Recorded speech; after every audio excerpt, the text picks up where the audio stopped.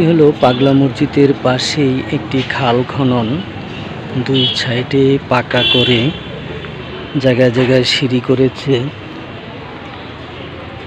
খুবই চমৎকার। এখন মৌসুম, যার ফলে কচুরিপানা এবং বিশ্রী পানি, পরিষ্কার পরিচ্ছন্নতা নাই, জলাবদ্ধতা হয়ে আছে। আমি যদি পানিগুলি দেখানোর চেষ্টা করি, এটি হলো খুবই ভয়ঙ্কর অবস্থা এবং মশা প্রতিনিয়তই এখান থেকেই জন্মাচ্ছেন। এটি হলো পাগলা মসজিদের একটি চারদিকটাই সাইডেই এই ধরনের পাকা করে, এটা যদি প্রশাসনের উদ্যোগে পরিচালনা হতো তাহলে এখানের পানি টলমলে করত।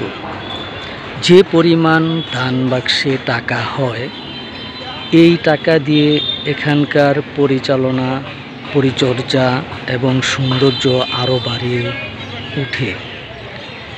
দর্শক, আজ আসলাম পাগলা মসজিদের প্রথম পর্ব দেখানোর জন্য। Subscribe to our channel.